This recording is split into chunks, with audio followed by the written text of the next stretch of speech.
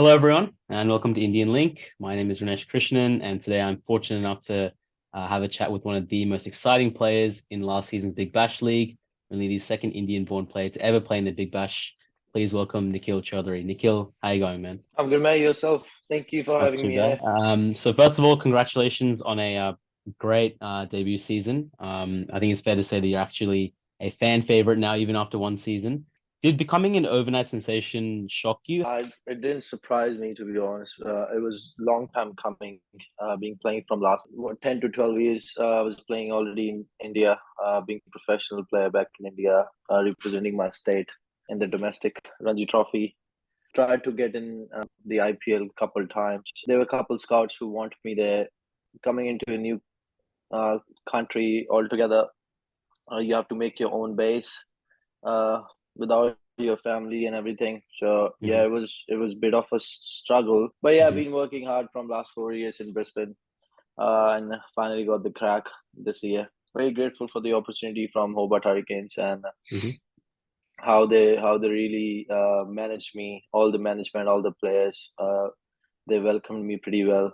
Obviously, you were born and grew up in India, and I guess almost every boy and girl growing up in India is interested in cricket and wants to become, the next Kohli, the next Dhoni kind of player. So where did your interest in cricket start? How did all that begin? Didn't start cricket until 13, 14 because Oh, wow. normally people you'll see kids going to the coaching center when they're 10, 9, Hmm. just learning the drills, learning the skills, everything. Hmm. But mine was totally different. I started playing cricket in the park with my friends Okay. Hmm. until 13, 14, and my skills were always just hitting the ball hard as possible, and I was a fast bowler.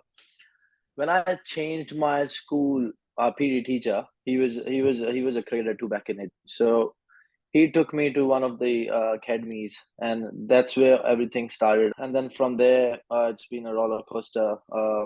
I started as a fast bowler, then I become an off spinner, then I became a batsman again when I was like 17, 18. Obviously, you played for Punjab in the Ranji Trophy, and you played under Harbhajan Singh and played with Yuvraj Singh as well. What did you learn? Paji was my captain, Harbhajan Singh, and Yuvraj Singh was the vice.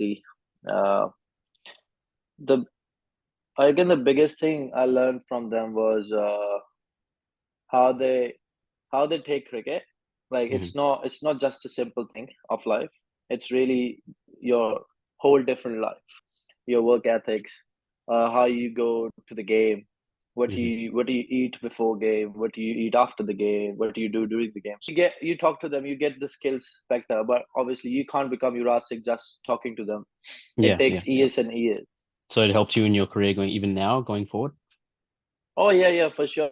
Like the work ethics they have got, obviously being an Indian player, and how much pressure they have when they play because Hmm. 1.2 billion people after Yeah. you, and then you have to Hmm. perform well, or they're gonna just Absolutely. Yeah. smash you. So Hmm. yeah, how to just perform in a pressure situation. That's very Hmm. important to learn from these big players. Hmm. So it helped me till now. You can see even when it was my debut game against Perth Scorchers. So Hmm. I think those things really helped me and been helping me now. If I'm correct, you were forced to stay here during lockdown. You were visiting your uncle, and you planned to go back when the borders opened, but you decided to stay. What made you want to stay in Australia? Yeah, I would say it was a very tough decision for me from my side because obviously playing Ranji Trophy in India is very big. Hmm. Every player wants to play Ranji Trophy for their state. And my mom and dad, everyone was asking if you're coming or what's happening.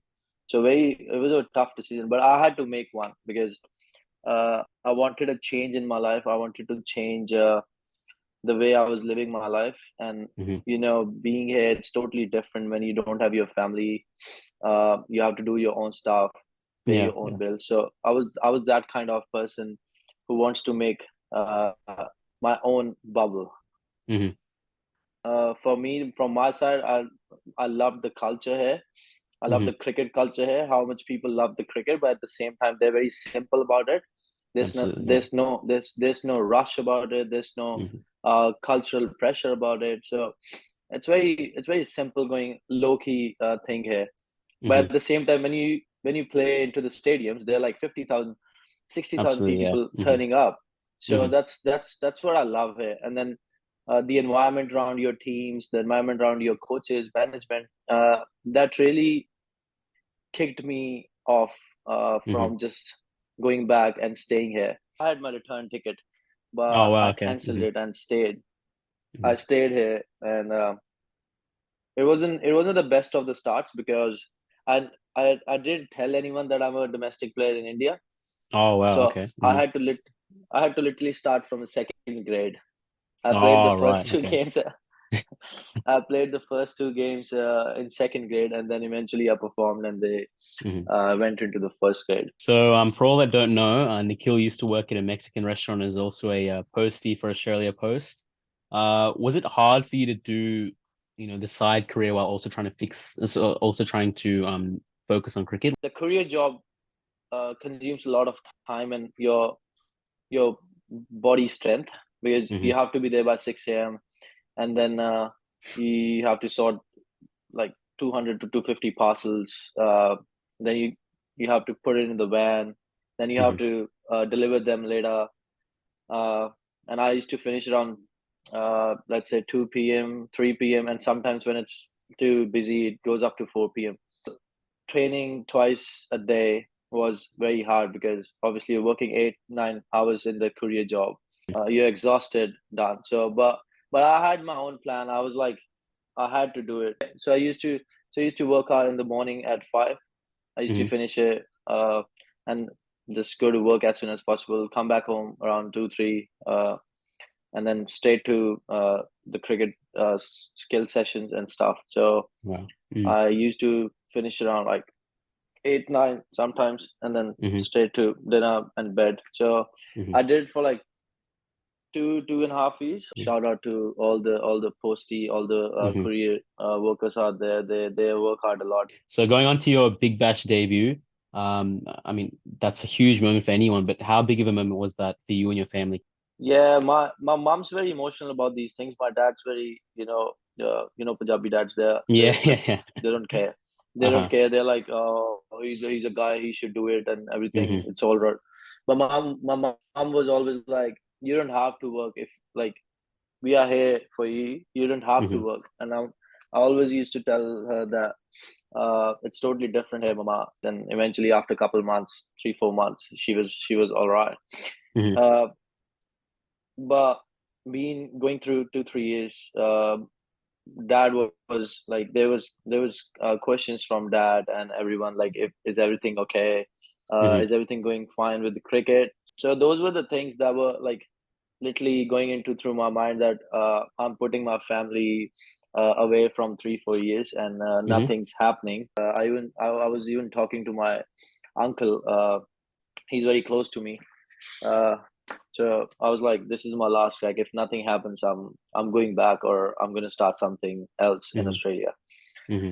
But then eventually, when it happened in September, I got the contract. I told my dad, and he was very happy about it. My mom, she was obviously happy because I was happy.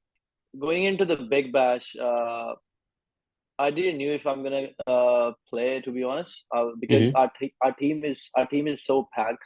If Yeah. you see our team on paper, our team is so packed. You'll be like, where are you gonna put uh, Nikki in it? And I Yeah. was I was the same. Like, I'll be very honest with it. So first match went through. Second match we were going to Perth.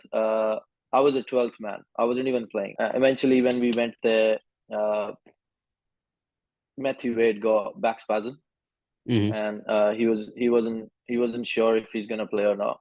And Hmm. I didn't got to know about my playing until an hour before the game. Hmm. Oh wow. And So now, okay. Mm. yeah, yeah, it even made me more nervous because Yeah.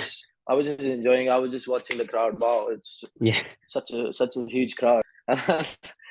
My coach was like, Brady's no good. He just trained, and he won't be playing. So you are in." I'm Wow. like, okay. So it took me a couple of minutes to get through it.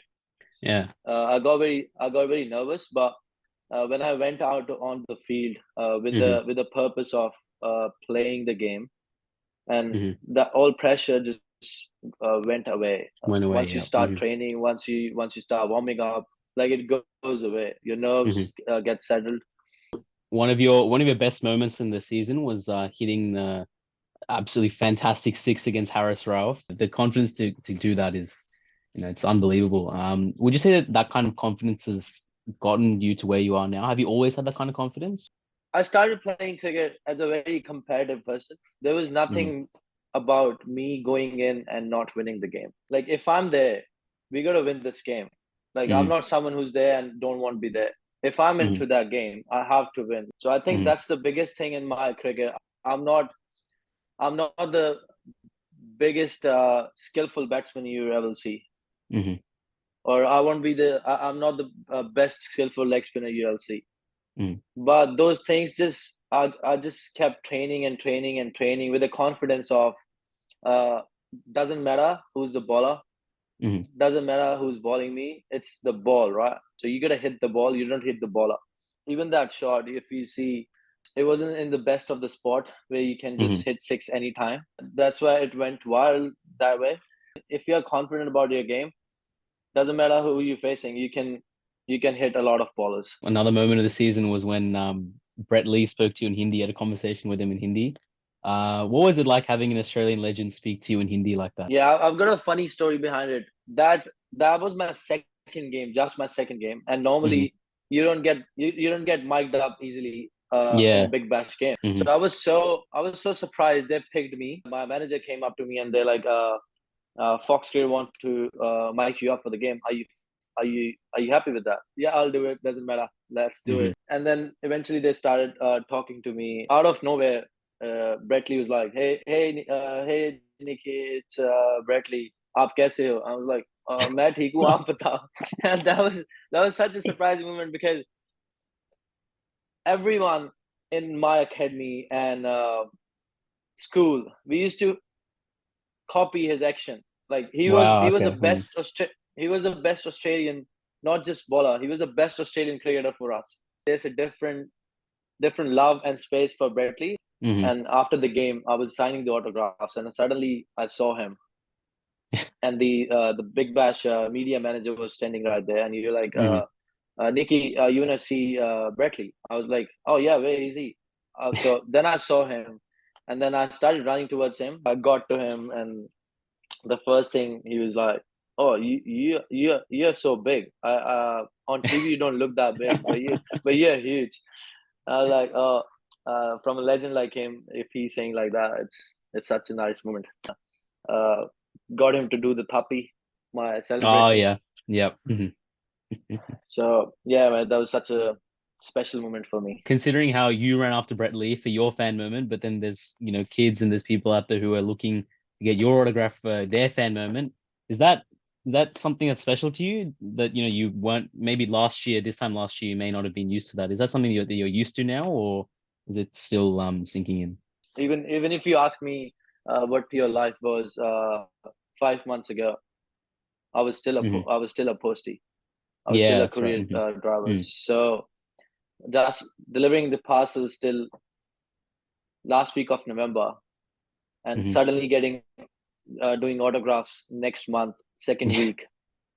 You can't think of these days. I'm very grateful. All of them are loving me, and people literally standing there to just watch me play. All the Indians, all the Pakistanis, all our community, and all the even now when I go somewhere and people recognize me, they come up to me for pictures and autographs everywhere. So it's a huge moment and a big responsibility. It's only been one season for you, and you've already done so well. But what more can we expect from you? What's your future plans? Yeah, there are a couple offers from different leagues.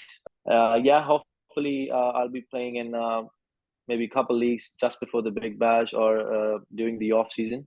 My first aim is to play for the state and the Big Bash, so I can get into the yellow jersey as soon as possible.